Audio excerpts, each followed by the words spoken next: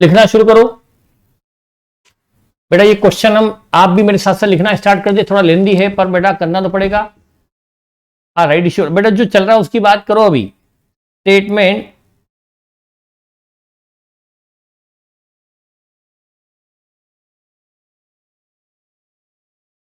मेरे साथ साथ लिखना स्टार्ट कर दो। Statement of profit and loss of Haria chemical. हरिया केमिकल लिमिटेड। हरिया chemical limited for the period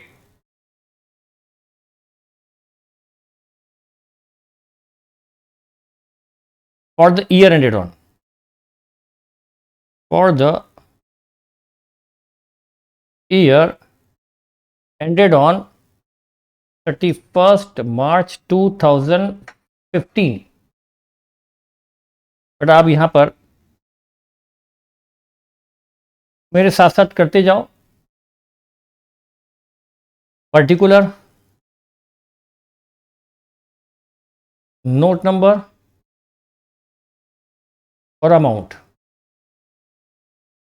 और अमाउंट का हम करंट ईयर ही ले रहे हैं क्योंकि किसी भी जनरली क्वेश्चन में प्रीवियस ईयर नहीं दिया होता, करंट ईयर लेते हैं तो अमाउंट ले लिया बेटा। ठीक है, सबसे पहले इसमें आता है इनकम साइड में। सबसे पहले आता है इसमें revenue from operation. Revenue from operation,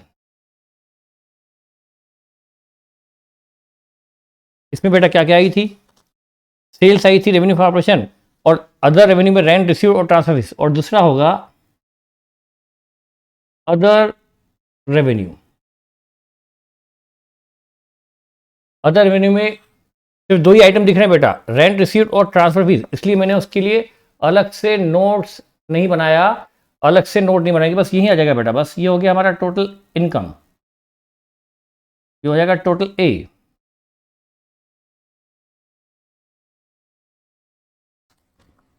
बस टोटल ए में, और बेटा यहाँ आएंगे एक्सपेंसेस।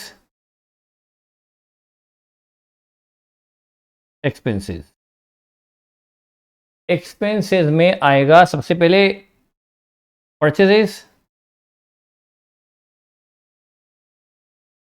परचेज भी दिए इसमें बेटा, और फिर चेंज इन इन्वेंट्री मैं उसकी जगह लिख दूंगा सीधे। हमको पता है कि ओपनिंग स्टॉक इसमें था 680 और क्लोजिंग स्टॉक है 823 बेटा। ओपनिंग कम है, क्लोजिंग ज़्यादा है, तो मैं लिख देता हूँ सीधा increase in inventory.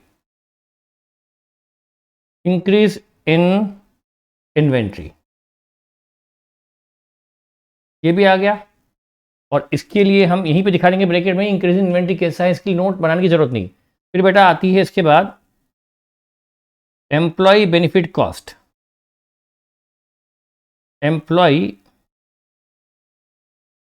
Benefit cost, इसमें यदि आइटम ज़्यादा है, सैलरी, बोनस, अलाउंसेस, पीएफ, ये वो एम्प्लॉयज़ के लिए जो बहुत सारे आइटम हो, तो उसकी हम एक अलग से नोट बनाएंगे और उसको फिर टोटल को यहाँ लाएंगे। लेकिन यदि इस क्वेश्चन में डेबिट में ज़्यादा चीज़ें नहीं है, सिर्फ एक तो वेजेस है, बस वेजेस ही है, इसलिए इसमें ज़्यादा आइटम नहीं है बस, तो इसलिए यहीं दिखा देंगे। फिर फाइनेंस कॉस्ट, फाइनेंस कॉस्ट बेटा फाइनेंस कॉस्ट में क्या क्या आता है? इंटरेस्ट ऑन बैंक लोन इसी में आएगा, बस इंटरेस्ट ऑन बैंक लोन ही है, और डिवेंचर इंटरेस्ट भी है, कमीशन नहीं है। इंटरेस्ट ऑन लोन और डिवेंचर इंटरेस्ट, ये दो चीज़ें ही है, तो वो दो चीज़ें भी बेटा हम इसके अंदर ही दिखा देंगे, तो इसके लिए भी हमें नोट बनाने की ज़रूरत नहीं है। फिर अदर, अच्छा एक depreciation and other moderation. Depreciation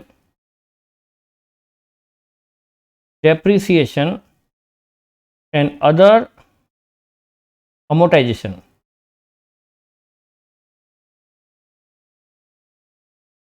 इसमें भी बेटा डेप्रिसिएशन आएगा। डेप्रिसिएशन बस प्रिलिमिनरी एक्सपेंस राइट ऑफ हुए हैं। और डेप्रिसिएशन भी है क्या? डेप्रिसिएशन दिख रहा है क्या?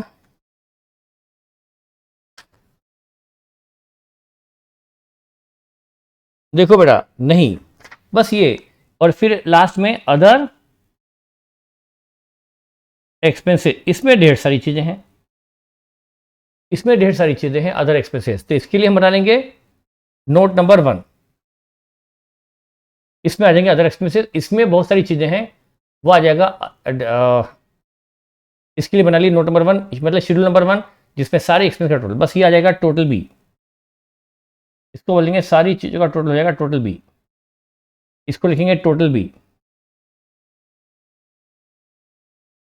तो टोटल इनकम से टोटल एक्सपेंस घटाएंगे तो यह मिलेगा net profit, net profit A minus B. क्योंकि यहां पर न एक्स्ट्राऑर्डिनरी आइटम है, न एक्सेप्शनल आइटम है, और न ही यहां पर इनकम टैक्स है, तो बस ये नेट प्रॉफिट आ गया। न इनकम टैक्स है, न एक्स्ट्राऑर्डिनरी आइटम है, न एक्सेप्शनल आइटम है, इसलिए बस यही हो गया net profit A minus B. Net profit after tax ही हो गया ना, तो सीधा सीधा नेट प्रॉफिट आफ्टर टैक्स, क्योंकि टैक्स है ही नहीं, यही profit full and final.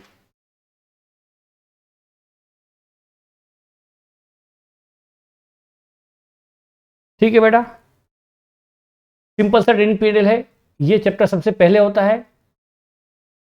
Notes का पीडीएफ नहीं आया था? आया था। हाँ बेटा, अब तुम्हें नहीं आया होगा, बाकी देखिए सारे बच्चे बोल रहे आया था। ठीक है, अब बेटा ये तो हो गया स्टेटमेंट ऑफ पीएनएल। अब क्या बनाए? Balance sheet. हाँ, अब बनाए बैलेंस शीट।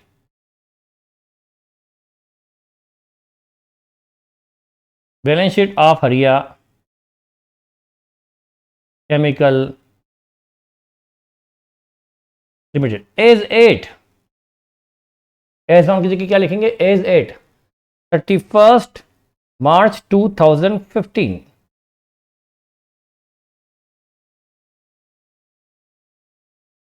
सारे बच्चे बोले टाइम पे आ गया था, जल्दी आ जाता है, और एक बच्चे को बोला नहीं में आया, पता नहीं वो कहाँ रहता है, हिमाचल प्रदेश, इसलिए नहीं पहुंचा होगा। यहां पर पर्टिकुलर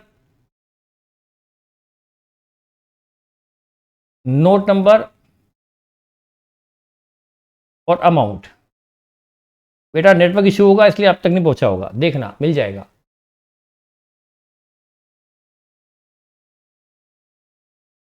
अब बेटा वो नोट बनाएंगे ना बेटा, नीचे एक साथ बनाएंगे ना सबके नोट ना, पहले फॉर्मेट तो बना लें। अब यहां पर equity and liability, equity and liability, ये हमारा लायबिलिटी साइड का हेडिंग है, इक्विटी एंड लायबिलिटी। इसमें आता है सबसे पहले शेयर होल्डर फंड, साथ साथ में लिखते जाओ, मैं स्पीड स्लो करके चल रहा हूं कि आप भी लिख पाओ। Share holder fund, share holder fund, इसमें नंबर 1 शेयर कैपिटल, इसके लिए बनेगा नोट नंबर 2, फिर reserve and surplus, reserve and surplus, इसके लिए नोट नंबर 3। हाँ बेटा टाइम पर मिल जाता है, बहुत बच्चे ने बोल दिया टाइम पे मिल जाता है, बहुत बहुत धन्यवाद आपको ये रिस्पांस देने के लिए कि आपने टाइम पे मिल जाता है।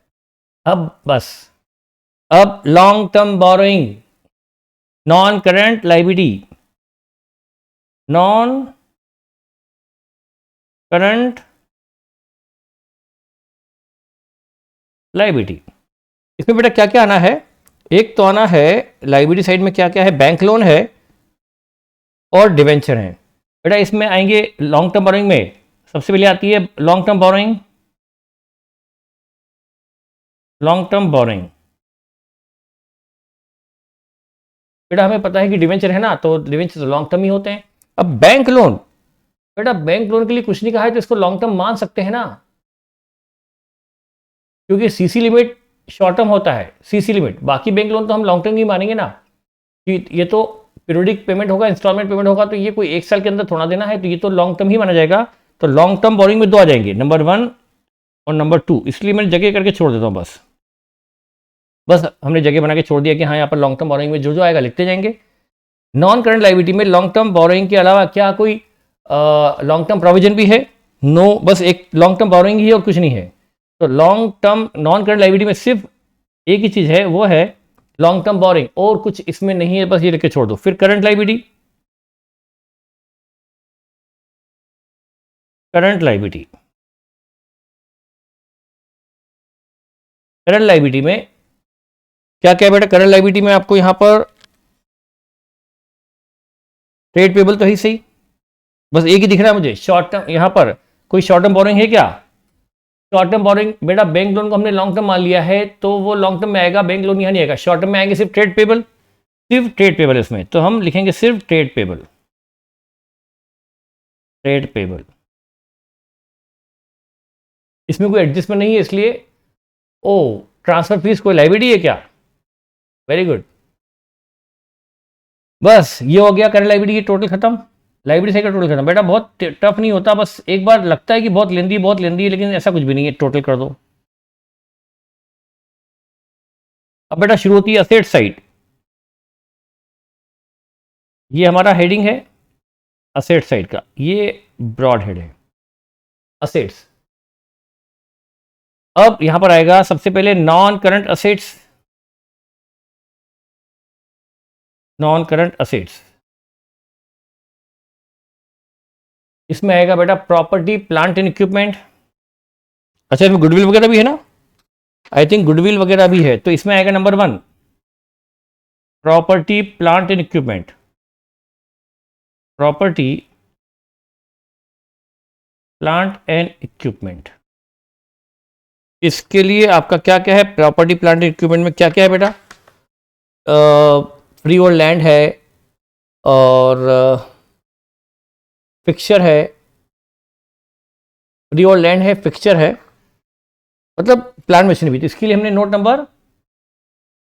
नंबर हमने बना लिया इसके लिए 4, प्रॉपर्टी प्लांट एंड इक्विपमेंट के लिए नोट नंबर 4। और इसी में बेटा आता है फिर इंटेंजिबल असेट्स।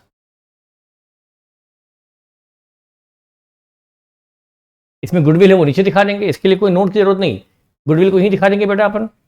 ये होगी नॉन करंट असेट्स। और इन्वेस्टमेंट, कोई इन्वेस्टमेंट है क्या क्वेश्चन में? इन्वेस्टमेंट नाम की चीज है क्या? इन्वेस्टमेंट नहीं है, नहीं तो वो हम इन्वेस्टमेंट को लॉन्ग टर्म इन्वेस्टमेंट मांगकर वो ले लेते। इन्वेस्टमेंट लॉन्ग टर्म यहाँ आई नहीं, बस नॉन करंट असेट में बस 2 ही चीज आएंगी। अब आएगी करंट असेट्स, करंट असेट्स। इसमें आता है बेटा कोई यदि इन्वेस्टमेंट है शॉर्ट टर्म, वो है नहीं, करंट इन्वेस्टमेंट है नहीं, तो यहाँ पर इन्वेंट्री ले लो। इन्वेंट्री मतलब क्लोजिंग स्टॉक, वो एज इट इज है बस। ट्रेड रिसीवेबल,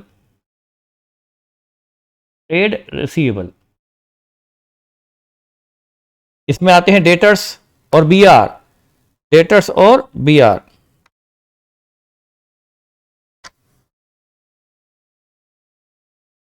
डेटर्स और बीआर, डेटर इसमें है, यस हैं।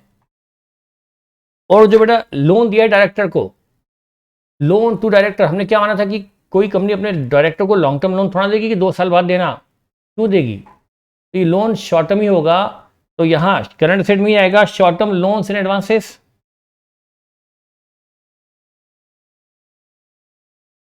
शॉर्ट टर्म लोन में दिखा देंगे लोन फ्रॉम डायरेक्टर। क्या डायरेक्ट दे रखा है? क्या डायरेक्ट दे रखा है?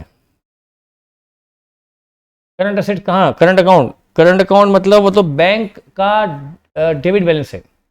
और यहां पर करंट असेट में आएगा cash and cash equivalent, cash and cash equivalent. इसमें कैश इन हैंड भी आएगा और बैंक बैलेंस भी आता है इसमें। तो इसमें मैं इसका नोट नंबर 5 बना लेता हूँ ना, दोनों चीज इकट्ठे करके दिखा देंगे बस। हाँ इन्वेंट्री में अपन, इन्वेंट्री चाहो तो अपन इन्वेंट्री में, हाँ इन्वेंट्री को एक काम करें, इन्वेंट्री में 5 नंबर नोट कर दें, इसको 6 कर दें। इन्वेंट्री में दो चीज़ आएगी, यस, लूज टूल भी आएगा ना। एक बच्चे ने बेटा सही बताया आपने कि लूज टूल हमने कल देखा था इन्वेंट्री में आएगा, तो इन्वेंट्री में भी हम एक नोट बना दिया 5 और कैश एंड कैश इक्विवेलेंट में नोट नंबर 6, बस। और कुछ होगा तो देखेंगे। अदर करंट असेट्स ये होगा टोटल, और बाहर आती है कॉन्टिंजेंट लायबिलिटी जो नहीं है बैलेंस शीट के बाहर।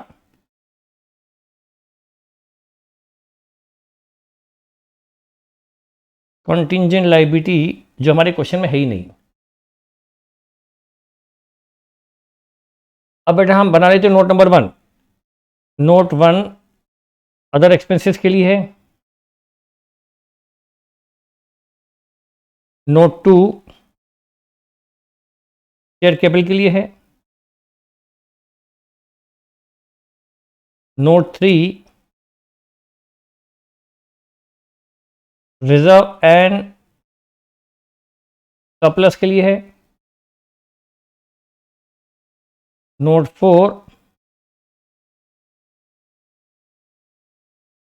4 था, नोट 4 हमने बनाया था प्रॉपर्टी प्लांट इक्विपमेंट के लिए।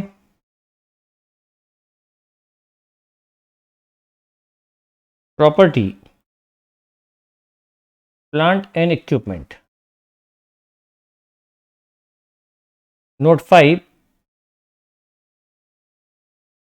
का इन्वेंट्री के लिए। Note 6 cash and cash equivalent.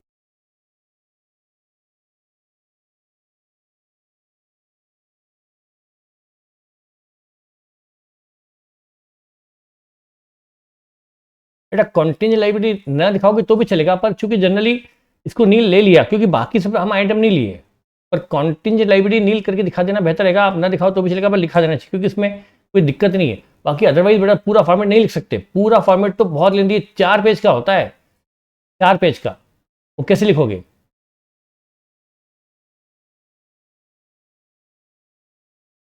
अब बेटा 1 मिनट पूरा क्वेश्चन करवा दूं फिर हम डाउट सॉल्व करेंगे। बेटा बेहतर होगा कि हम बाद में मैं आपके ये डाउट अभी नहीं।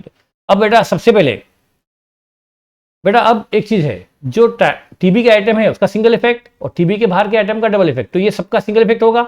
जैसे इन्वेंट्री 680 की है बेटा, ओपनिंग इन्वेंट्री, इसको हम यहां पर लेंगे। यहां पर जो चेंज इन इन्वेंट्री बेटा, इंक्रीज इन इन्वेंट्री निकालने के लिए यहां लेना पड़ता है ना इसको, तो मैंने यहां पर ले लिया 680 की ओपनिंग इन्वेंट्री। ओपनिंग इन्वेंट्री बेटा क्लोजिंग घटाएंगे तो इंक्रीज आ जाएगा, तो ओपनिंग 680 को मैंने यहां ले लिया, मतलब एक तरह से ट्रेडिंग अकाउंट में डेबिट कर दिया। ओपनिंग स्टॉक को ट्रेडिंग में डेबिट कर दिया, क्लोजिंग को मैं क्रेडिट कर दूंगा। ये मान लो आप, मैंने इसको एक तरह से यहां लिख दिया, मतलब ट्रेडिंग में डेबिट कर दिया है। नेक्स्ट है फर्नीचर 2 लाख रुपए का, 2 लाख रुपए का फर्नीचर है, और इधर ये फर्नीचर आएगा आपका प्रॉपर्टी प्लांट एंड इक्विपमेंट वाली शेड्यूल में। आपकी शेड्यूल है प्रॉपर्टी प्लांट एंड इक्विपमेंट, इसमें आएगा फर्नीचर।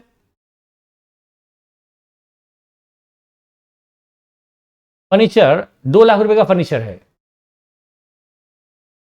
2 लाख रुपए का फर्नीचर है। और बेटा इस पर डेप्रिसिएशन है क्या? प्रोविजन फॉर डेप्रिसिएशन सिर्फ मशीन पर है, तो डेप्रिसिएशन ये इस पर डेप्रिसिएशन है ही नहीं, इस पर प्रोविजन फॉर डेप्रिसिएशन है ही नहीं, सिर्फ मशीन पर है, तो ये furniture as it is 2 lakh का बाहर आ जाएगा आउटर कॉलम में। उसके बाद नेक्स्ट आइटम है डिस्काउंट। डिस्काउंट एक एक्सपेंसेस है, वो आएगा अदर एक्सपेंसेस में। डिस्काउंट एक अदर एक्सपेंस में आ जाएगा। डिस्काउंट डिस्काउंट है 40,000, हमने ले लिया इसको अदर एक्सपेंसेस में। फिर लोन टू डायरेक्टर, कंपनी ने अपने डायरेक्टर को लोन दिया है, तो बेटा ये तय है कि लोन दिया है तो असेट में आएगा। पर असेट में, अब असेट में मैं कहाँ लूँ? नॉन करंट असेट्स, मतलब लॉन्ग टर्म लोन दिया है या शॉर्ट टर्म दिया है? बेटा लॉन्ग टर्म लोन कैसे दे सकती कंपनी अपने डायरेक्टर को? शॉर्ट टर्म ही दिया होगा, तो short term loans and advances, तो ये लिखा ना शॉर्ट टर्म लोन, इसमें लिख दूंगा मैं loan to director.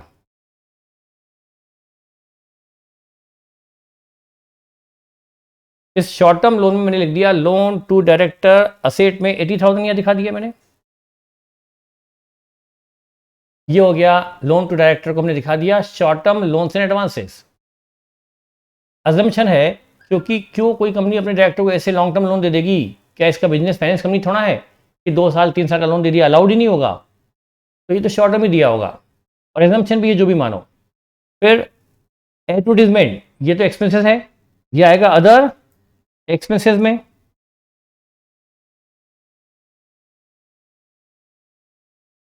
Advertisement expenses है, 20,000 अदर एक्सपेंसेस में आ गया। इसके बाद बैड डेट्स भी other expenses, bad debts ₹35,000। Next commission, बेटा कमीशन भी अदर एक्सपेंसेस है। ये कमीशन एम्प्लॉय को दिया या एजेंट को दिया, ये कमीशन एम्प्लॉय को दिया या एजेंट को दिया होगा, एजेंट को, और एजेंट कंपनी का एम्प्लॉय नहीं होता, और जनरली कमीशन किसी बाहरी व्यक्ति को देते हैं सेल करवाने के लिए, तो इसलिए इसको मैं ले रहा हूं अदर एक्सपेंसेस में। एम्प्लॉय बेनिफिट कॉस्ट में इसलिए नहीं आ रहा कि ये कमीशन एम्प्लॉय को नहीं बल्कि आउटसाइडर एजेंट को है। कल भी मैंने बताया था, एक बार सुन लेना तो दूसरी बार सुनने की जरूरत नहीं कि सर ये कमीशन आपने क्या बताया, सुना हो उसके बाद कुछ कंफ्यूजन हो तो फिर डिस्कस करो ना। तो कमीशन चूंकि एजेंट को है तो 120 दे दिया।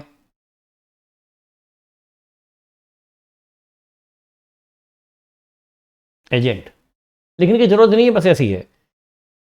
परचेजेस, ये आपकी इधर statement of profit and loss में आ जाएगी एज एन एक्सपेंस।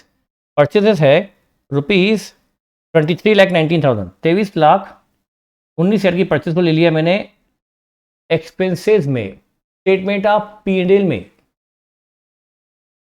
फिर है प्लांट मशीनरी 860, ये तो आएगी प्रॉपर्टी प्लांट एंड इक्विपमेंट की शेड्यूल में, plant and machine.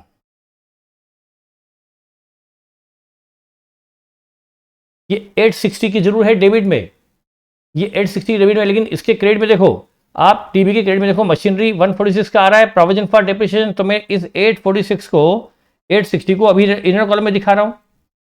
Inner column में क्यों दिखा रहा हूं? क्योंकि मुझे इसमें से लेस करना है प्रोविजन फॉर डेप्रिसिएशन, लेस करके फिर आउटर में दिखाऊंगा। तो मैंने 860 को अभी दिखा दिया इनर कॉलम में, क्योंकि मेरी अभी ट्रायल में इसकी डेबिट साइड चल रही है और मैं डेबिट साइड छोड़कर क्रेडिट साइड पे नहीं कूदूंगा। कोई मैं, ये तो बंदर होते हैं जो उछलते कूदते हैं, डेबिट कभी क्रेडिट कभी क्रेडिट कभी डेबिट, हम वैसे नहीं है, हम तो इंसान है। तो हमें डेबिट साइड यदि चल रही तो डेबिट डेबिट डेबिट पे चलेंगे, क्रेडिट पे नहीं उछल के जाएंगे, स्पाइडरमैन जैसे नहीं। हाँ, तो मैंने अभी डेबिट में ले लिया प्लांट मशीनरी 860। रेंटल्स, और ये डेबिट में आ रहा है, रेंटल्स डेबिट में, तो क्या होगा, रेंटल और डेबिट में है तो ये वो रेंट होगा, रेंट दिया ही होगा, तो ये आ जाएगा अदर एक्सपेंसेस में रेंटल्स। Rent 25,000 other expenses. ठीक है, अब करंट अकाउंट, बैड डेट्स तो ट्रेड एक्सपेंसेस है, तो फिर उसको अदर एक्सपेंस में क्यों लिया? ट्रेड एक्सपेंस भी तो अदर एक्सपेंस में आते हैं, अदर एक्सपेंसेस में सभी तरह के खर्चे आ रहे हैं, ट्रेड और नॉन ट्रेड सब, सभी अदर एक्सपेंस में आ रहे हैं, एक ही हेड है अदर एक्सपेंसेस। अब करंट अकाउंट, ये करंट अकाउंट का डेबिट बैलेंस है, ये करंट अकाउंट का, मेरा करंट अकाउंट होता है उसमें डेबिट है तो बैंक बैलेंस, क्रेडिट है तो ओडी, डेबिट है तो करंट बैंक बैलेंस और क्रेडिट है तो ओडी होता है ना बेटा। करंट अकाउंट में पैसा जमा है मतलब डेबिट है, तो ये आएगा कैश एंड कैश इक्विवेलेंट में बैंक बैलेंस के नाम से, बैंक बैलेंस, बैंक ब्रैकेट में करंट अकाउंट। और ये लिखा नहीं है कि ये मनी शेड्यूल बैंक में है या नॉन शेड्यूल में, तो आपको उसको मेंशन करने की जरूरत भी नहीं, वो तो क्वेश्चन में दिया हो शेड्यूल नॉन शेड्यूल तो वो दिखाना पड़ता है, नहीं दिया तो छोड़ दो। ये हमने दिखा दिया कैश एंड कैश इक्विवेलेंट में दिखा दिया, क्योंकि कैश और बैंक दोनों आते हैं कैश एंड कैश इक्विवेलेंट में। फिर कैश ही आ गई, कैश दी है वो भी कैश एंड कैश इक्विवेलेंट। फिर interest on bank loan, interest on bank loan ये फाइनेंस कॉस्ट है, ये फाइनेंस कॉस्ट में आएगी। फाइनेंस कॉस्ट मतलब ये आ रहा है, इसमें आएगा interest on bank loan, inner column में लिखो 1,16,000 टोटल बाहर लिखेंगे ना। अभी इसको मैंने इनर कॉलम में लिखा है ताकि मुझे इसका नोट न बनाना पड़े। अभी डेबिट साइड चल रही है। फिर अगला डेबिट साइड प्रीलिमिनरी एक्सपेंसेस जैसे यार डेबिट में आए, मतलब ये प्रीलिमिनरी एक्सपेंस इन्होंने राइट ऑफ किए होंगे, इसको हम राइट ऑफ कर दें तो ये ले ले डेप्रिसिएशन एंड अदर अमोर्टाइजेशन में, ये यहाँ पर ले लेते हैं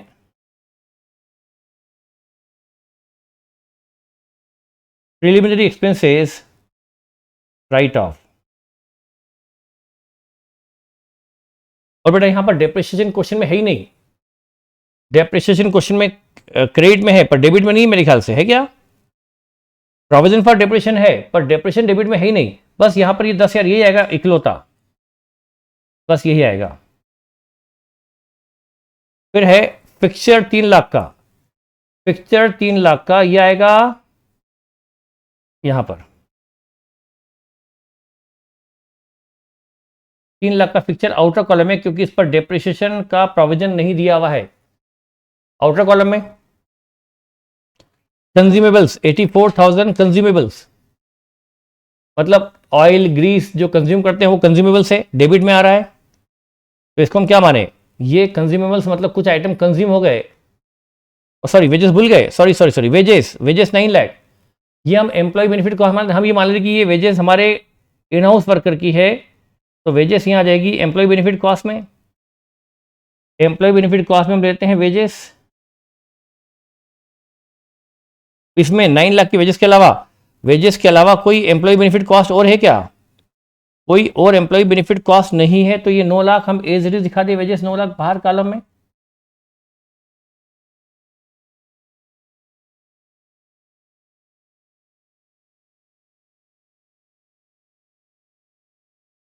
बाहर फेंक दिया आउटर कॉलम में। फिर कंज्यूमेबल्स 84, अदर एक्सपेंस मत दिखाओ बेटा, ये तो एम्प्लॉय, ये हमारे डायरेक्ट वर्कर मतलब ये हमारे इन हाउस वर्कर की है, तो हमने इसको एम्प्लॉय बेनिफिट कॉस्ट में दिखा दिया। और फिर आया कंज्यूमेबल्स, कंज्यूमेबल्स को हम ले सकते हैं अदर एक्सपेंसेस में, oil Greece consume,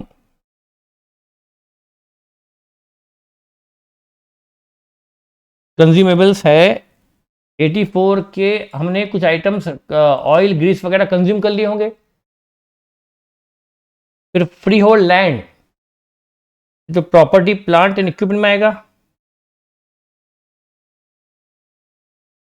free hold land 1546, 15,46,000 की फ्री होल्ड लैंड असेट में आ गई। फिर tools and equipment, oh tools and equipment, अब पता नहीं ये टूल्स माने या इक्विपमेंट माने इसको, क्योंकि टूल्स आते हैं इन्वेंट्री में और इक्विपमेंट आता है इधर ही। इनको इधर टूल्स लिखना था या इक्विपमेंट लिखना था, ये हमें कंफ्यूज कर दिया है।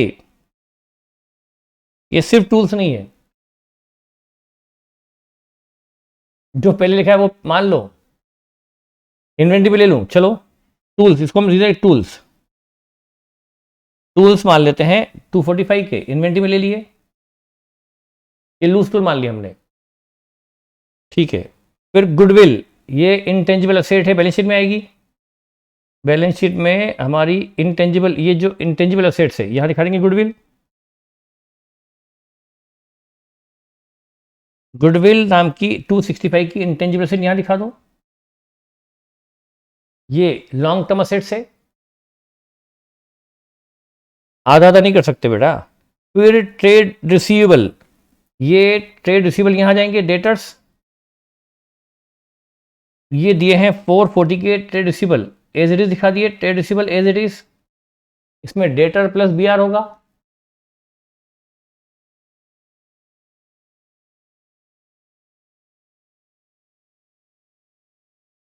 क्या डिस्कस करना पड़ेगा, बस हमने मान लिया लिखाइए लूज टूल, टूल्स, तो हमने टूल्स को लूज टूल मानकर ले लिया, फिर चलेगा। फिर डीलर एड,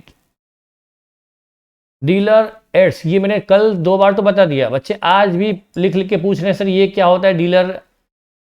हमारे जो डीलर्स होते हैं, बस सुन लो एक बार, कम से कम अगली बार पूछो तो मुझे तो चक्कर ही आ जाएंगे। 2-3 बार तो बता चुका हूँ कि हमारे जो डीलर्स होते हैं, जो हमारा माल बेचने में हमारी सहायता करते हैं, जिसके थ्रू माल बेचते हैं, dealers, distributors, dealers aids, dealer को सहायता की, डीलर को सहयोग किया, डीलर को कुछ बेनिफिट दिया, तो ये कंपनी का खर्चा हुआ ना, डीलर्स एड, तो ये अदर एक्सपेंस में आ जाएगा।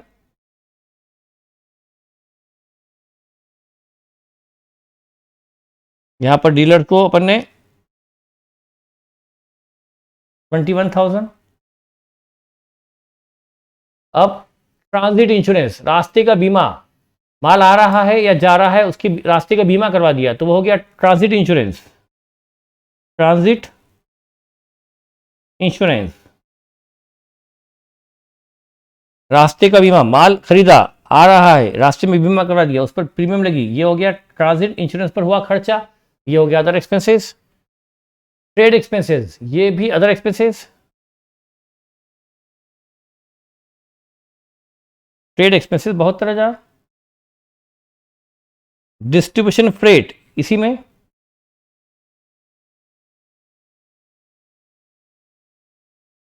माल जो बेचा उनको कस्टमर तक के घर तक पहुंचाने का फ्रेट आउटवर्ड है ये, डिस्ट्रीब्यूशन फ्रेट 54,000। बस।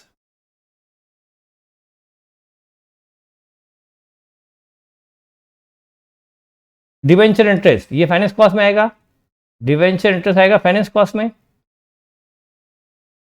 इंटरेस्ट ऑन डिवेंचर,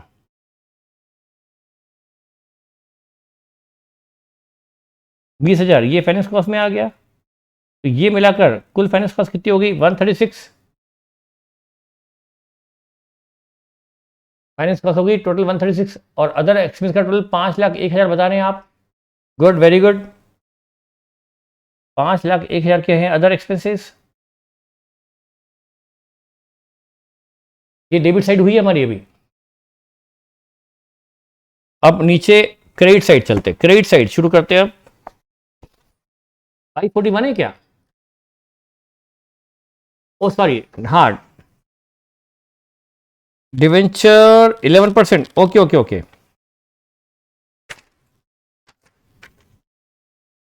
हाँ, डिवेंचर में एडजस्टमेंट कर सकते हैं, यस कर सकते हैं और छोड़ भी सकते हैं।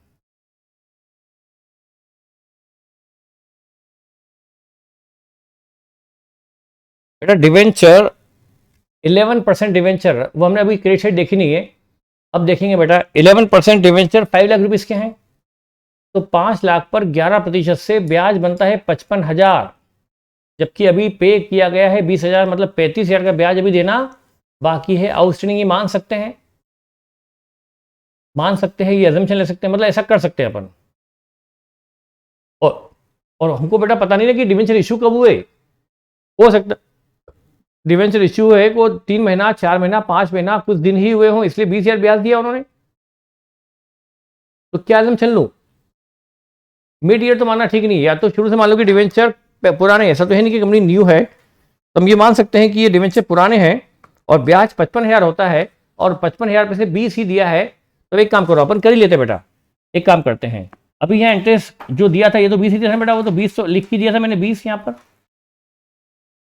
ये तो सिंगल इफेक्ट बेटा, 20,000 तो लिखा हुआ था, अब ये तो लिख दिया 20,000, ये तो हो गया सिंगल इफेक्ट। अब ये पॉइंट आ गया पकड़ में, तो इसको निपटाई दें। अब ये एडजस्टमेंट है और इसका हम देंगे डबल इफेक्ट। बेटा ये 20,000 ब्याज दे चुके, ये टीवी में दिया था, टीवी के आइटम का सिंगल इफेक्ट होता है और टीवी के बाहर के आइटम का डबल इफेक्ट। तो बेटा ब्याज 55,000 होता है 11% से 5 लाख पर, उसमें से दे चुके हैं 20, बना बचा है 35, तो 35 का इंटरेस्ट यहां डेबिट करो। इंटरेस्ट को यहां 35 डेबिट करो। ये डबल इफेक्ट होगा या सिंगल इफेक्ट इसका? 35 का क्या होगा? डबल इफेक्ट, क्योंकि ये टीवी के बाहर का आइटम है। 35,000 यहां डेबिट, एक्सपेंसेस में डेबिट, और करंट लाइबिलिटी में अदर करंट लाइबिलिटी के नाम से credit, other current liability, other current liability heading के अंदर इंटरेस्ट ऑन डिवेंचर आउटस्टैंडिंग, और यहां पर 35,000 क्रेडिट। ये हो गए टीवी के बाहर के एडजस्टमेंट के डबल इफेक्ट। इस 35,000 को हमने एक्सपेंसेस में डेबिट किया और लाइबिलिटी में क्रेडिट कर दिया। एक्सपेंसेस आउटस्टैंडिंग को हमने पीएल में डेबिट कर दिया, इंटरेस्ट को पीएल में डेबिट करके लाइबिलिटी में क्रेडिट कर दिया, ये 35,000 के हो गए। डबल इफेक्ट एजम्पशन न लिखें तो भी चलेगा, हमने अज्यूम किया कि debenture from the beginning outstanding थे, मैं बाद में नोट लगा भी दूंगा। हम बेहतर है कि हम बिगिनिंग का ले लें तो बेहतर होगा, ताकि एक एडजस्टमेंट बने, अदरवाइज इस कॉइन का एडजस्टमेंट का बनेगा नहीं, इसलिए बेहतर है कि एडजस्टमेंट बने। अच्छा, ये तो हो गया डबल इफेक्ट। आगे अब क्रेडिट साइड, सबसे पहले शेयर कैपिटल 25 लाख, ये note number 1, share capital authorise दी हुई नहीं है, अथोराइज शेयर कैपिटल दी हुई नहीं है, छोड़ दो। इशूड सब्सक्राइब पेडअप लिख देते हैं, पर सीधे सीधे पेडअप, पेडअप इसमें पेडअप कैपिटल। बेटा ये इक्विटी शेयर हैं 10 रुपए वाले 25 लाख, मतलब 2.5 lakh share, 2,50,000 equity shares at the rate of ₹10 each fully paid करके यहां बाहर आएगा 25 लाख। ये आ गया 25 लाख को हमने लिया शेड्यूल 2 शेयर कैपिटल में। और आई थिंक इसके बाद और कोई कुछ है नहीं, तो इसका टोटल भी तो बेटा यही आना है, इसमें कुछ भी नहीं है कि इक्विटी के बाद कोई प्रेफरेंस कैपिटल हो या कुछ हो, बस यही हमारा हो गया total of share capital 25 lakh. उसके बाद अगला है बेटा 11% डिवेंचर 5 लाख, 11% डिवेंचर आएगा इधर लॉन्ग टर्म, ये इधर आएगा लॉन्ग टर्म बोरोइंग में 11% डिवेंचर, ये 5 लाख। और ये सिक्योर्ड कैसे है ये दिया हुआ नहीं है, तो हमने बस ये दिखा दिया, अदरवाइज सिक्योर्ड अनसिक्योर्ड करके दिखाना पड़ता है, बस इतना बहुत है। फिर है बैंक लोन, बैंक लोन भी ये दिखा दिया अपन ने, बैंक लोन दिखा दिया 645, इसको दिखा सकते हैं ब्रैकेट में सिक्योर्ड, इसका पता नहीं है तो दिखा सकते हैं अनसिक्योर्ड। ऐसे मान लिया डिवेंचर तो सिक्योर होता है ना बेटा, अनसिक्योर्ड डिवेंचर इशू करना अलाउड ही नहीं है, तो ये हमने दिखा दिया डिवेंचर को सिक्योर्ड में। और बैंक लोन के बारे में कुछ कहा नहीं गया कि बैंक लोन किस पर लिया गया। वैसे बैंक लोन भी सिक्योर्ड ही होता है, मुझे बैंक लोन को भी सिक्योर्ड ही मानना चाहिए, क्योंकि आजकल कोई भी बैंक कोई भी अनसिक्योर्ड लोन देता ही नहीं, तो प्रैक्टिकली ये भी सिक्योर्ड ही होता है। अनसिक्योर्ड लोन कोई बैंक देता नहीं बेटा कंपनीज को। फिर आया ट्रेड पेबल, ये ट्रेड पेबल हमारा हेडिंग है, ये ट्रेड पेबल यहां आ जाएगा बैलेंस शीट की लाइबिलिटी में, ट्रेड पेबल ये लिखा हुआ ही है, ट्रेड पेबल लिख देना चाहिए बेटा सिक्योर्ड अनसिक्योर्ड, क्योंकि रिक्वायरमेंट है ना सिक्योर्ड अनसिक्योर्ड करके दिखाना पड़ता है। डिवेंचर एक लॉन्ग टर्म लाइबिलिटी है, पर उस पर जो इंटरेस्ट देना है वो तो हमें विद इन ईयर देना पड़ेगा, तो वो तो करंट लाइबिलिटी में आएगा ना, आउटस्टैंडिंग आएगा ना वो तो। फिर सेल्स 4268 की सेल यहां आएगी, सेल 42,68,000 की सेल यहां आ गई रेवेन्यू फ्रॉम ऑपरेशन में। उसके बाद रेंट रिसीव्ड अदर इनकम में आएगा, रेंट है 46,000, इनर कॉलम लिख दो अभी क्योंकि एक और है। उसके बाद है ट्रांसफर फीस, मैंने कल भी समझाया था 2 बार, आज तीसरी बार और बता देता हूं, क्योंकि बच्चे फिर भी सुनते ही नहीं है, तो समझेंगे कहां से। इनकम है ये, क्रेडिट साइड में है तो इनकम तो है। यदि मैं कंपनी का अकाउंटेंट हूं, मेरा ए शेयर होल्डर था, उसने अपने शेयर बी को बेच दिए, शेयर होल्डर बी को बेच दिए, बी मेरे पास आया कि भाई अब ए का नाम काटकर मेरा नाम चढ़ा लो रजिस्टर में एज ए शेयर होल्डर, अब मैं इसका मालिक हूं। तो मैंने कहा भाई ठीक है, रजिस्टर में मैं ए का नाम काटकर बी का नाम चढ़ा लूंगा, और मैं काम फ्री में क्यों करूं, मेरा पेपर वर्क बढ़ेगा, मेरे स्टाफ इसमें इन्वॉल्व होगा इस काम में, तो मैं आपसे फीस लूंगा। तो जब मेरे पास बी आएगा अपना नाम चढ़वाने के लिए, मतलब शेयर ट्रांसफर के लिए, कि भाई अब शेयर मैंने ट्रांसफर मेरे पास आ गए हैं, तो ये मेरा नाम शेयर ट्रांसफर कर दो, तो उसके लिए मैं फीस लूंगा। तो ये कंपनी की इनकम हुई share transfer fees 10,000 transfer fees, ये शेयर ट्रांसफर फीस होती है, लिखा ट्रांसफर फीस है, मिलाकर 56 हो गया अदर रेवेन्यू। आउटर में। उसके बाद P&L, ये P&L बेटा हमारा इस साल का नेट प्रॉफिट तो निकलना बचा है, ये हमारा P&L बनी रहा है इस साल का नेट प्रॉफिट तो निकलेगा। तो फिर ये प्रॉफिट कौन सा है? ये कंपनी का पुराना प्रॉफिट जो कंपनी ने अर्न तो किया पर अपने शेयर होल्डर को डिस्ट्रीब्यूट नहीं किया, ये कंपनी का ओपनिंग P&L है, ये रिजर्व एंड सरप्लस में जाएगा, ये रिजर्व सरप्लस में P&L अप्रोप्रिएशन है ये। इसमें ओपनिंग बैलेंस 139 है कंपनी का प्रॉफिट, इसमें जुड़ेगा net profit of the year, वो जुड़कर प्रॉफिट बाहर आ जाएगा क्लोजिंग। अब तो हमने 139 का प्रॉफिट को दिखा दिया रिजर्व सरप्लस के इनर कॉलम में under the head of profit and loss appropriation. अब डेप्रिशिएशन 146 ये है depreciation provision for depreciation credit में है, मतलब ये वो डेप्रिशिएशन जो अभी जब से असेट खरीदी तब से लेके अभी तक इस असेट पर प्लांट पर 146 का डेप्रिशिएशन लग चुका है, 146 का डेप्रिशिएशन इस असेट पर अभी तक लग चुका है। तो ये है प्रोविजन फॉर डेप्रिशिएशन, इसको हम प्लांट से लेस कर देंगे। तो हमने जो यहां ले रखा है provision for depreciation,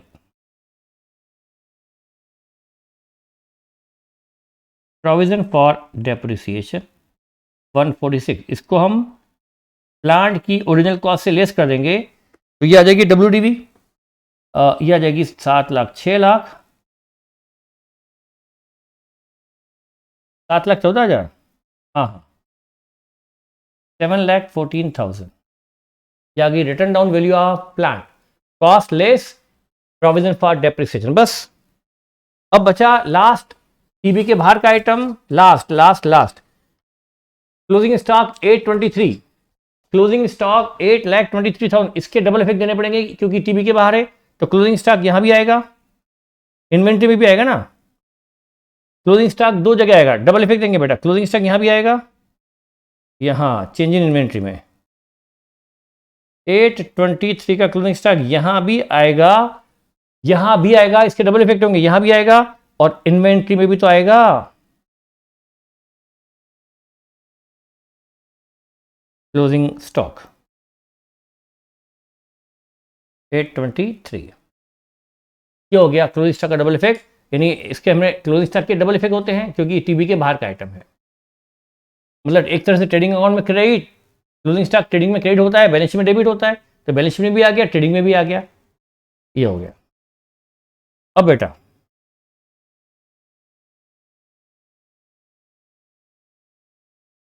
revenue from operation and other revenue, तो ये हुआ 45 लाख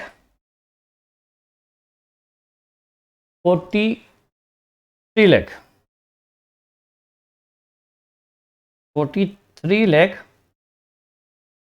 24,000, ये है टोटल रेवेन्यू ए। अच्छा इधर इंक्रीज इन इन्वेंट्री कितना आ रहा है, इंक्रीज 680 माइनस 823, 143 से स्टॉक बढ़ा, इसको ब्रैकेट में करना पड़ेगा, इंक्रीज को लेना पड़ता है ब्रैकेट में। पिछले 2 दिन से बता रहा हूं मैं इंक्रीज इन इन्वेंट्री ब्रैकेट में क्यों आता है। ओपनिंग स्टॉक डेबिट में है, क्लोजिंग स्टॉक क्रेडिट में है, ओपनिंग 680 डेबिट 823 क्रेडिट, मतलब क्रेडिट साइड ज्यादा है, मतलब इनकम है, और हम उसको एक्सपेंसिव साइड दिखा रहे हैं तो ब्रैकेट में दिखाना पड़ेगा ना, ये एक्चुअली इनकम है, डेबिट में ओपनिंग स्टॉक कम है, क्लोजिंग स्टॉक ज्यादा है, तो इनकम साइड हुई ना, क्रेडिट साइड ज्यादा है, पर उसको हम एक्सपेंसिव में दिखा रहे हैं तो इनकम को एक्सपेंसिव में दिखाएंगे तो वहां लेस करना पड़ेगा, इसको मैंने ब्रैकेट में ले लिया।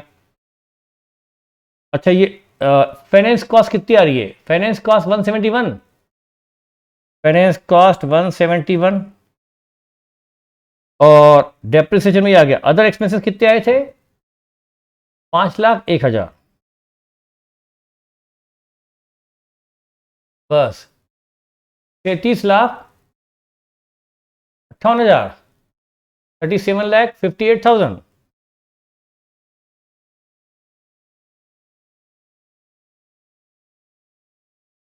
$37,58,000 के हो गए एक्सपेंसेस, करेक्ट है बेटा। 5 लाख प्रॉफिट 566, तो यहां पर बेटा प्रॉफिट आ गया 5,66,000, प्रॉफिट आया 566। अब ये प्रॉफिट बेटा यहाँ ये प्रॉफिट इस साल का प्रॉफिट है, ये हमारे इस साल के पीएल में जुड़ जाएगा, ये हमारा ओपनिंग पीएल था, इसमें 560 का प्रॉफिट इस साल हुआ, ओपनिंग प्रॉफिट था 139, प्रॉफिट हुआ तो हमारा कुल प्रॉफिट हो गया 7,05,000, यही हो गया हमारा रिजर्व एंड सरप्लस, बस और कुछ तो है ही नहीं। बस शेयर कैपिटल 25 लाख है। अच्छा, इधर प्रॉपर्टी प्लांट एंड इक्विपमेंट का टोटल कितना आया? 27,60,000,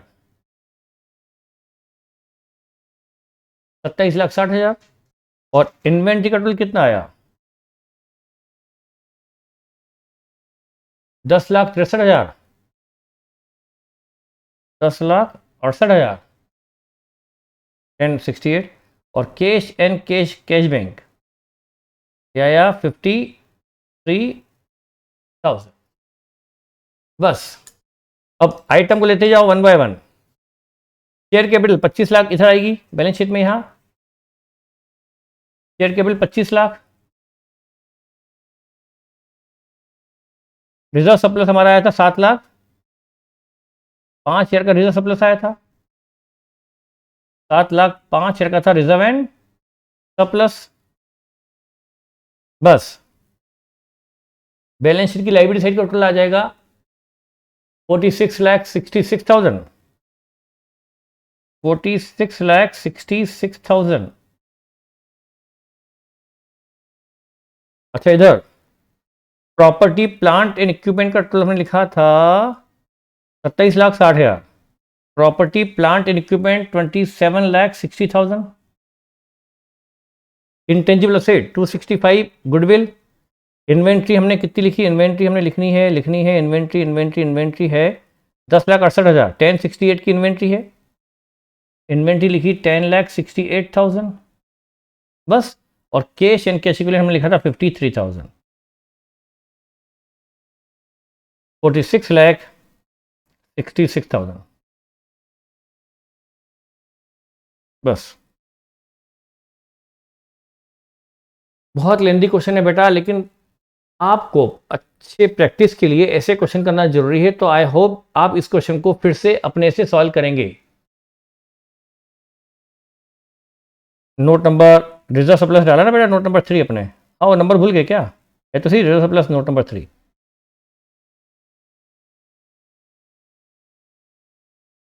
बेटा इजी तो था, बिल्कुल इजी था, लेकिन इसको मैनेज करना डिफिकल्ट है। गलती के पूरे पूरे चांस है। Easy but difficult to manage कि हमने ये चीज़ यहाँ लिखना, फिर ये चीज़ यहाँ लिखना, फिर ये चीज़ यहाँ लिखना।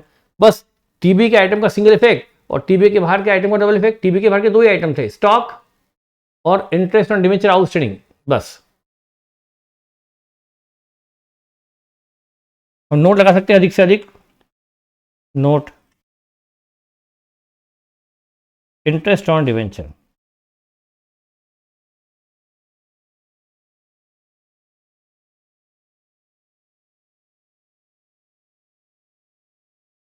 Lakh into 11%, 55 less already paid 20, ये बचा आउटस्टैंडिंग इंटरेस्ट आउटस्टैंडिंग। सब बेटा सब मिल जाएगा आपको, सेकंड क्या थर्ड क्या नोट देख लो, सेकंड थर्ड सब देख लो। पीडीएफ पहुंच जाएगी विद इन 15-20 मिनट, 15 मिनट में पीडीएफ पहुंच जाती है। नोट्स टू अकाउंट यही है, सब नोट देख लो बेटा। ये नोट तो आपको खुद से बनाना भी है और मैं आपको इसको पीडीएफ भेजूंगा।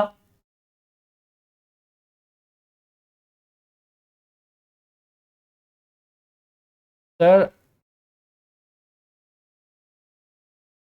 प्रीलिमिनरी एक्सपेंसेस मतलब हमने राइट ऑफ किए हैं तो वो आ जाएगा depreciation and other amortisation. Amortisation मतलब ऐसी चीज़ों को, जैसे शेयर इशू एक्सपेंसेस को राइट ऑफ करना, गुडविल राइट ऑफ करना, या अंडरराइटिंग कमीशन राइट ऑफ करना, या डेफर्ड एडवर्टाइजिंग को राइट ऑफ करना, या प्रीलिमिनरी एक्सपेंस को राइट ऑफ करना। वो राइट ऑफ कहाँ था? Other amortisation. तो मैंने प्रीलिमिनरी एक्सपेंस जो टीबी के डेबिट में थे उसको राइट ऑफ कर दिया और कहाँ दिखा दिया? अदर अमोर्टाइजेशन में। ये क्वेश्चन अच्छे खासे मार्क का आएगा, कम से कम 12 मार्क का। कंज्यूमेबल मतलब जैसे ऑयल, ग्रीस या कई सारी चीज़ें, स्टेशनरी कंज्यूम की, ऑयल कंज्यूम किया, ग्रीस कंज्यूम किया,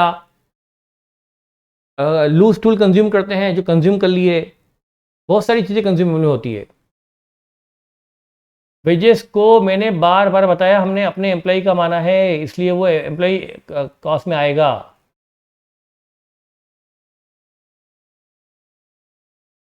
कोई जैकपॉट नहीं है।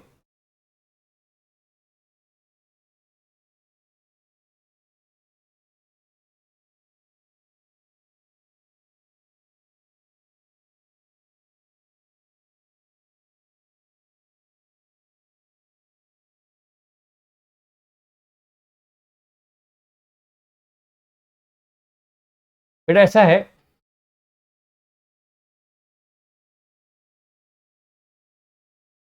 प्रोविजन के बारे में बताऊँ, आप देखो बेटा, ये है ट्रायल बैलेंस, ये डेबिट साइड और ये क्रेडिट साइड। बेटा यहाँ आती है फिक्स्ड असेट्स। मान लो फिक्स्ड असेट बेटा है 5 लाख, ये है एट कॉस्ट, मतलब इस पर डेप्रिसिएशन घटा हुआ नहीं है। और यहाँ आता है प्रोविजन फॉर डेप्रिसिएशन। मान लो बेटा ये है 2 लाख, मतलब ये टीबी यदि 31 मार्च 2020 का है तो ये क्या है, 2020 तक का डेप्रिसिएशन। बेटा होता क्या, मैं 2 मिनट बताऊं। एक्चुअल में होना क्या चाहिए, मान लो ये प्रोविजन फॉर डेप्रिसिएशन साल के शुरू में 180 था, या साल के शुरू में मान लो ये 1.5 लाख था, साल के शुरू में 1.5 लाख था बेटा ये प्रोविजन। मैं ऐसे करके बता रहा हूं समझाने के लिए। इस साल का डेप्रिसिएशन 50,000 है, इस फिक्स्ड एसेट पर इस साल का डेप्रिसिएशन 50 है, तो एंट्री क्या होती है, डेप्रिसिएशन डेबिट, जो टीबी के डेबिट में आएगा, डेप्रिसिएशन डेबिट और प्रोविजन में क्रेडिट। तो डेप्रिसिएशन डेबिट में आता है और प्रोविजन क्रेडिट में आता है।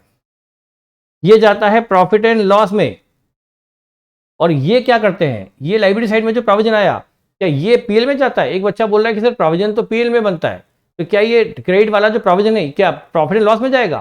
बेटा यहाँ डेबिट हुआ ना, ये डेप्रिसिएशन डेबिट और प्रोविजन फॉर डेप्रिसिएशन क्रेडिट, तो ये प्रोविजन को क्या करेंगे, पीएल में लेके जाएंगे या असेट में से लेस करेंगे। ये तो बैलेंस शीट में जाएगा और असेट में से लेस होगा, ये जाएगा प्रॉफिट एंड लॉस में जो डेबिट में है डेप्रिसिएशन। और हमारे इस क्वेश्चन ने क्या किया था, हमारे इस क्वेश्चन ने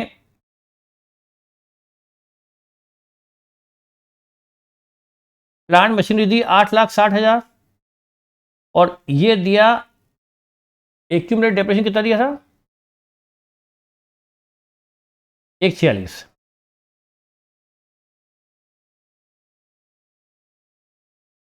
और यहां डेप्रिसिएशन नाम की कोई चीज नहीं दी थी,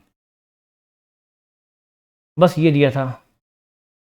इसका मतलब इस कंपनी ने करंट ईयर में कोई डेप्रिसिएशन ना डेबिट किया और ना इसमें क्रेडिट किया, ना यहां डेप्रिसिएशन डेबिट हुआ तो मतलब यहां क्रेडिट भी नहीं हुआ होगा। तो ये कौन सा डेप्रिसिएशन है, जो इस साल लगा वो, या पिछले सालों में जो लग चुका था वो क्रेडिट में पड़ा हुआ है। तो ये क्या प्रॉफिट एंड लॉस में जाएगा, क्रेडिट वाला डेप्रिसिएशन क्या पीएल में जाएगा। कैसी बात करते हो बेटा, ये तो असेट में से लेस होगा। और डेप्रिसिएशन डेबिट में होता तो ये जाता डेप्रिसिएशन एंड अदर ऑपरेशन में।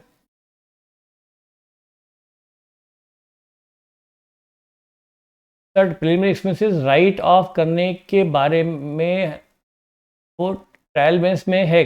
बेटा प्रीलिमिनरी एक्सपेंसेस ट्रायल बैलेंस के डेबिट में है, मतलब ये अभी एक्सपेंस हो तो चुका है पर अभी असेट में आ रहा है, मतलब राइट ऑफ नहीं हुआ ना, तभी तो डेबिट में आ रहा है। और एज पर न्यू शेड्यूल 3 के हिसाब से अब इस प्रीलिमिनरी एक्सपेंस को एज एन असेट शो नहीं कर सकते। फिर कहाँ ले जाएंगे, डेबिट का आइटम है, कहाँ ले जाएंगे, असेट में ले आ नहीं सकते, तो फिर राइट ऑफ ही करेंगे ना। अब इसमें डायरेक्ट एक्सपेंसेस इनडायरेक्ट का कोई चक्कर नहीं होता इस फॉर्मेट में, वो आपके अदर एक्सपेंस में जाते हैं, चाहे वो डायरेक्ट हो चाहे इनडायरेक्ट, वो सब जाते हैं अदर एक्सपेंसेस में। प्रोविजन को लेस नहीं करें तो शॉर्ट टर्म प्रोविजन में भी दिखा सकते हैं क्या। बेटा मैं आपको बता चुका हूं कल भी कि नहीं नहीं नहीं, इसको असेट से लेस करके दिखाया जाता है, इसको शॉर्ट टर्म प्रोविजन में दिखाना गलत है। आपको इसको असेट से लेस करके ही दिखाना होगा, नहीं तो असेट की डब्ल्यूडीवी कैसे आएगी बैलेंस शीट में। बेटा कल भी बोल चुका हूं मैं एक बार,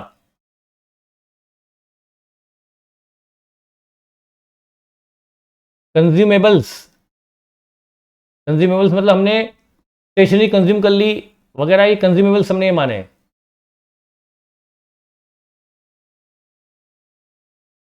टूल्स और इक्विपमेंट को आप प्रॉपर्टी प्लांट इक्विपमेंट भी ले सकते थे, ये मानते भी कि वो इक्विपमेंट पार्ट है उसका, वो लूज टूल नहीं है, इक्विपमेंट है, इसलिए उसको प्रॉपर्टी प्लांट इक्विपमेंट ले सकते थे, कोई फर्क नहीं पड़ेगा, चल जाएगा।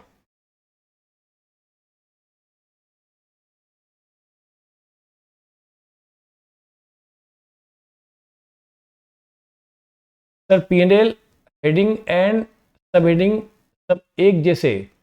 अब बेटा फॉर्मेट जितना फॉलो कर सको उतना अच्छा है।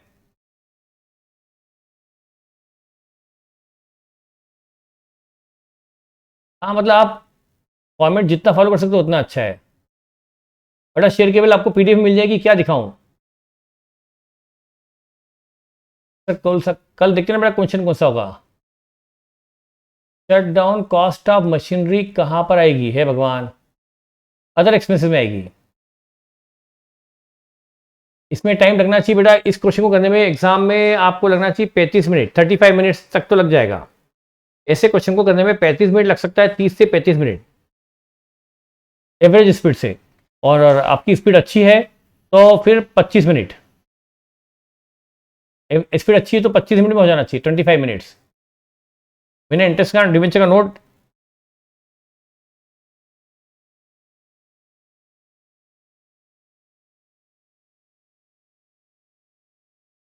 प्रीलिमिनरी एक्सपेंसेस बेटा असेट में नहीं रहता है। मैंने कब लिखा कि असेट में क्यों रहता है? मैं तो बोल रहा हूँ असेट में नहीं रहता, आजकल उसको राइट ऑफ करना ही पड़ता है एज पर शेड्यूल 3। मैं तो कह रहा हूँ असेट में नहीं रह सकता, और आप बोले कि असेट में क्यों रहता है, जबकि मैं कह रहा हूँ कि असेट में उसको शो ही नहीं कर सकते। और आप पूछ रहे हैं कि सर असेट में क्यों आता है, जबकि मैंने असेट में दिखाया ही नहीं उसको, उसको राइट ऑफ किया है, नहीं आ सकता है एज पर शेड्यूल 3 अब।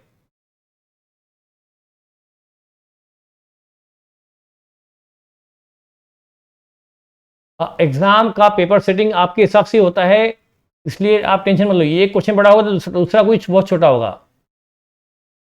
स्टेशनरी के अलावा मैंने बताया ना, लूज टूल के बताया, oil and grease, oil and grease भी तो होते हैं कंज्यूमेबल्स। ऑयल एंड ग्रीस बहुत सारी चीजें कंज्यूमेबल्स में होती है। उन्होंने पूजा की सामग्री ला के रखी है, वो भी कंज्यूम कर ली, वो भी कंज्यूमेबल्स है।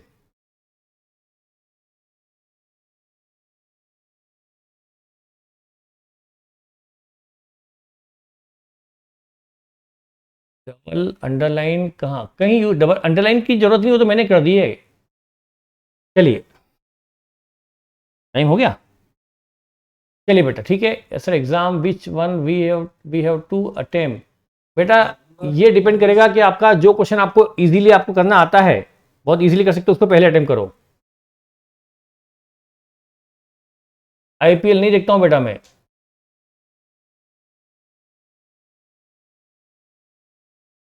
बेटा आईपीएल से हमारी जिंदगी थोड़ा बनेगी। वो विराट कोहली कितने कमा रहा है, सारे फिल्म से ये कितने कमाते हैं, हमें क्या मिलता है उनको देखने से? हम क्यों देखें, हम क्यों टाइम वेस्ट करें उनके लिए? हमारी वजह से वो कमाते हैं पर हमें कुछ नहीं मिलता, और हमारा भविष्य बर्बाद हो जाता है।